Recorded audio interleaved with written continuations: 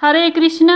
आज हम आपको इस वीडियो में अश्विन माह के कृष्ण पक्ष की इंदिरा एकादशी व्रत कथा को सुनाने वाले हैं। जो व्यक्ति इंदिरा एकादशी व्रत रखकर भगवान विष्णु की पूजा करता है, उनके पितरों को मोक्ष की प्राप्ति होती है।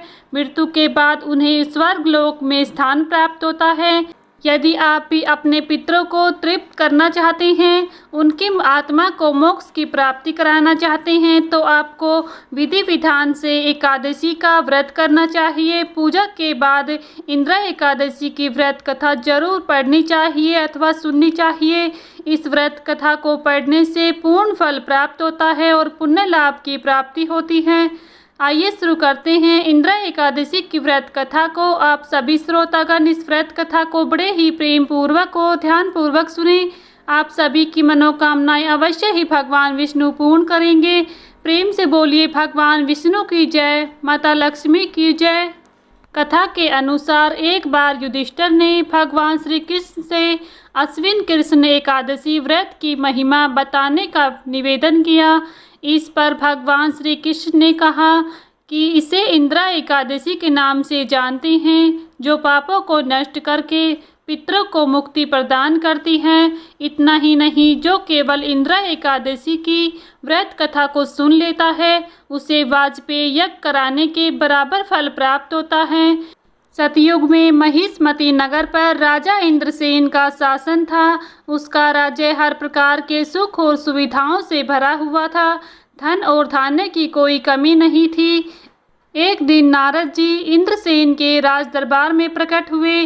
देव ऋषि को देखकर राजा ने उनका आदर सत्कार किया और उनके आने का कारण जानना चाहा। इस पर नारद जी ने कहा कि वे यमलोक गए थे, जहां पर तुम्हारे पिता से मुलाकात हुई थी। उन्होंने तुम्हारे लिए कुछ संदेश भेजा है। नारद जी ने इंद्रसेन को बताया कि वे एकादशी का व्रत करते थे। किसी कारणवश उसमें विघ्न पड़ गया था।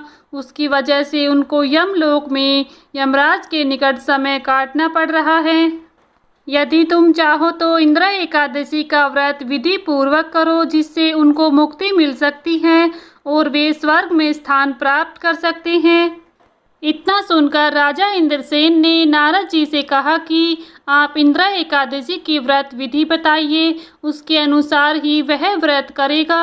इस पर नारद मुनि ने कहा कि इंदिरा एकादशी के दिन तुम स्नान के बाद अपने पितरों के लिए तर्पण श्राद्ध आदि कार्य करो। वहाँ पर भगवान शालिग्राम की मूर्ति जरूर रखना। उसके बाद ब्राह्मण भोज करा और दान दक्षिणा अवश्य देना। गाय को भी भोजन का कुछ अंश जरूर खिलाना।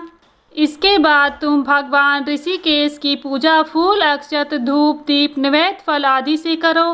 रात के समय में जागरण करना। उसके अगले दिन दैनिक क्रियाओं से निवृत्त होकर पूजा पाठ करो। ब्राह्मण भोज, दान दक्षिणा आदि दो। फिर पारण करके व्रत को पूरा कर लो। नारद जी ने इंद्रसेन से कहा कि तुम विधि विधान से इंदिरा एकादशी का व्रत करोगे तो तुम्हारे पिता को अधोगति से मुक्ति मिल जाएगी। वे स्वर्ग लोक प्राप्त कर पाएंगे। इतना कहकर नारद जी वहां से चले गए।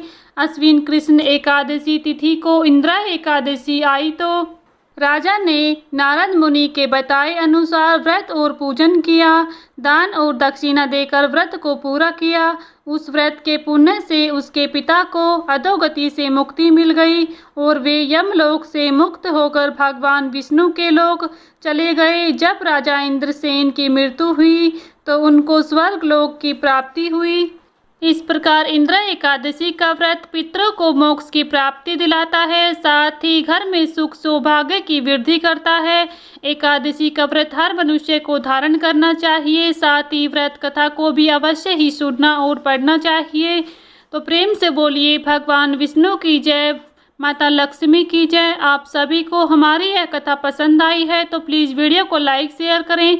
चैनल पर नए हैं तो चैनल को सब्सक्राइब जरूर करें। साथ ही बेल आइकन को प्रेस कर लें, जिससे आप सभी को व्रत और त्योहारों से जुड़ी संपूर्ण जानकारी देखने को मिलेंगी।